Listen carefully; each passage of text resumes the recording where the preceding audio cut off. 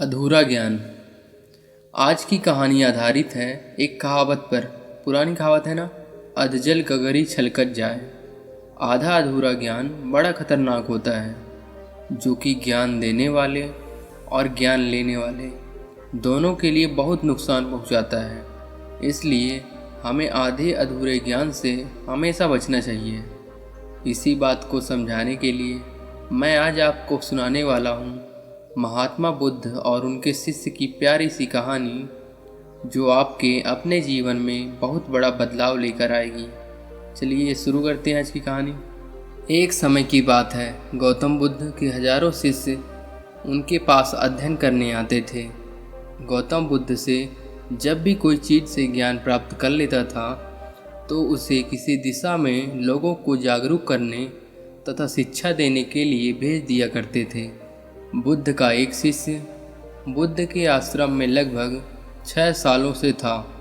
वह शिष्य महात्मा बुद्ध के पास आया और बुद्ध से कहा, मुझे यहाँ आए लगभग 6 साल हो गए। मेरे बाद कितने शिष्य यहाँ पर आए, उनमें से सभी शिष्य को आपने ज्ञान देने के लिए किसी न किसी दिशा में भेज दिया, लेकिन मुझे अभी तक नहीं भेजा। आखिर ऐसा क्यों? क्या मुझे आपका ज्ञान प्राप्त नहीं हुआ है?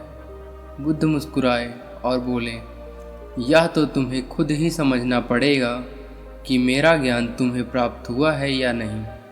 शिष्य बोला, हे बुद्ध, आप इन 6 सालों से मुझे जो उपदेश दे रहे हैं वह सब मुझे याद है। आपकी बताई हुई एक एक बात मुझे याद है। आप कुछ भी मुझसे पूछ सकते हैं, मैं हर उत्तर देने के लिए तैयार हूँ। आप मुझे एक मौका तो दें ताकि मैं किसी भी दिशा में जाकर लोगों को अपने ज्ञान के बारे में बता सकूं। इस पर बुद्ध ने बोला कि ज्ञान की बात को याद रखने से कोई फ़ायदा नहीं है, जब तक तुम उस आदत को खुद में नहीं अपनाओगे।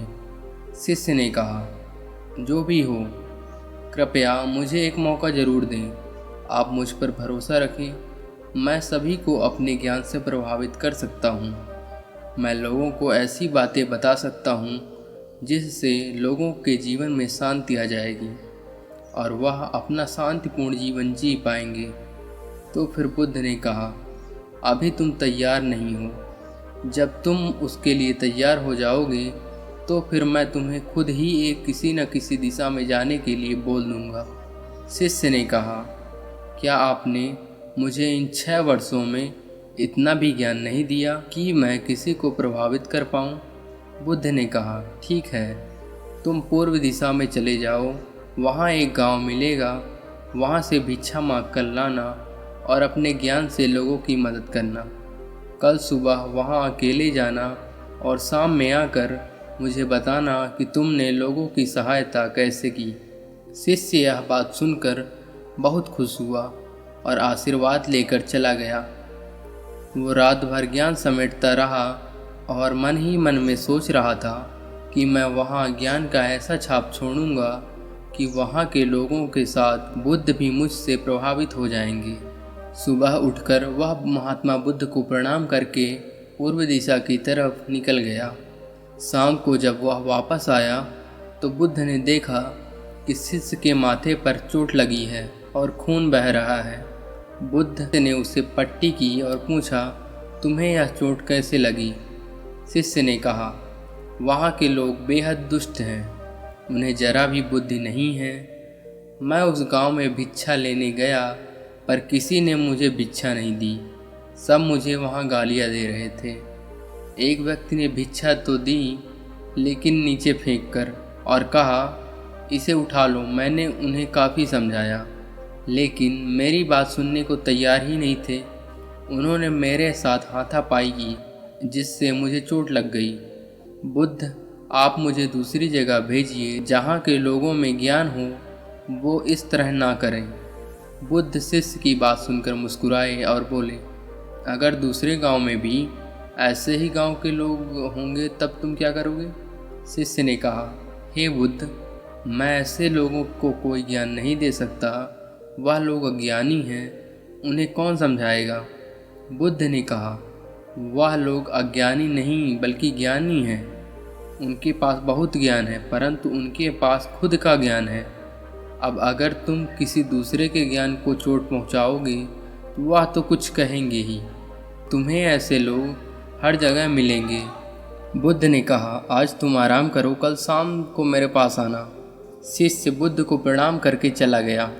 अगली शाम जब वह वापस बुद्ध के पास आया तब वहाँ बुद्ध के एक शिष्य और मौजूद थे। उनके हाथ में भी चोट लगी हुई थी। बुद्ध ने शिष्य के हाथ पर चोट देखकर उस पर पट्टी की और उससे पूछा, तुम्हें यह चोट कैसे लगी? शिष्य ने कहा, आपने पूर्व की ओर एक गांव में मुझे जाने के लिए कहा था, वहीं मुझे चोट लगी। बुद्ध ने कहा, वहाँ तुम्हारे साथ क्या क्या हुआ, तुम मुझे बताओ। शिष्य ने कहा, वहाँ पर मैंने सबसे भिक्षा मांगी, लेकिन किसी ने भिक्षा नहीं दी। एक व्यक्ति जिसने भिक्षा दी भी तो मुझे ज़मीन पर फेंक कर दी और कहा, उसे उठा लो, तो मैंने उसे उठाकर अपने झोले में रख लिया और मैंने उसे सफल होने का आशीर्वाद दिया।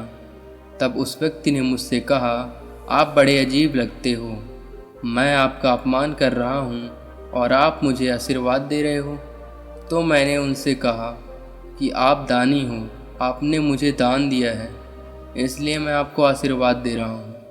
फिर मैं वहाँ से आगे गया तो कुछ लोगों ने मुझे वहाँ से वापस जाने के लिए कहा। उन्होंने मुझे कुछ अपशब्द बातें कही और मुझ पर पत्थर भी फेंके, जिससे मुझे चोट लग गई। और जब मैं वापस आ रहा था तब रास्ते में मैंने एक माँ को रोते हुए देखा। वह अपने बीमार बच्चे को लेकर चिंतित थी। मैं तुरंत जंगल की ओर जाकर उसके लिए जड़ी बूटी लाया, लेकिन वहाँ के लोग जड़ी बूटी देने नहीं दे रहे थे। फिर मैंने उनसे विनती की कि वह मुझे उस बच्चे का इलाज करने दें। इसके बाद वह जैसा कहेंगे मैं ठीक वैसा ही करूँगा। फिर जिस व्यक्ति ने मुझे भिक्षा दी थी उसने गांव वालों को समझाया। तब उन्होंने मुझे उस बच्चे को जड़ी बूटी लगाने दी। उसके कुछ देर बाद वह बच्चा ठीक हो गया। फिर गांव के जिन लोगों ने मुझसे अभद्र व्यवहार किया था उन्होंने मुझसे माफ़ी मांगी और धन्यवाद कहा। फिर मैं वहां से वापस आ गया। हे बुद्ध, मेरी आपसे एक विनती है। उस गांव के लोग बहुत भोले भाले हैं, क्या मैं रोज़ उसी गांव में जाकर भिक्षा मांग सकता हूँ? यह सभी बातें पहला शिष्य खड़ा होकर बड़े ध्यान से सुन रहा था। उसने यह सुनते ही बुद्ध के चरणों में गिरकर कहा, हे बुद्ध, मैं समझ गया हूँ कि अभी मैं उस लायक नहीं हुआ हूँ कि मैं दूसरों को ज्ञान दे सकूँ। बुद्ध ने कहा, हमें बाहर वैसे ही लोग दिखाई देते हैं जैसे हम अंदर से होते हैं। जब तक स्वयं को नहीं बदल सकते तब तक किसी को नहीं बदल सकते। खुद में बदलाव लाना ही ज़रूरी है। अपने आप में बदलाव लाकर ही इसी दुनिया को आप जीत सकते हो। इस कहानी से हमें यह सीखना चाहिए कि जब तक हम किसी काम को करने से पहले उसमें पारंगतता हासिल ना कर लें या पारंगत ना हो जाएं, तब तक हमें उस काम को नहीं करना चाहिए। इसलिए यह कभी मत सोचिए इतना तो हमें आ गया है तो हम इस काम को कर सकते हैं। अगर जीवन में हमें कुछ भी अचीव करना है तो जिस भी चीज़ में हाथ डालें, अपना प्रयास यह होना चाहिए कि उस काम में एक्सपर्टीज़ हासिल कर लें, उसके बाद ही उस काम को करें, या धीरे धीरे प्रैक्टिस करके चीज़ों को इतना अच्छा कर लें ताकि आपको ज्ञान का प्रचार करते समय कोई अच्छे लोगों की ज़रूरत ना पड़े। इस थॉट के साथ मैं आपसे विदा लेना चाहता हूँ। इससे पहले कि मैं जाऊँ, आपसे यह दरख्वास्त है कि हमारी यूट्यूब चैनल को लाइक एंड सब्सक्राइब कर लीजिएगा एंड कमेंट के माध्यम से बताइए कि आपने अपने जीवन में अधूरे ज्ञान के साथ कोई काम किया है या नहीं।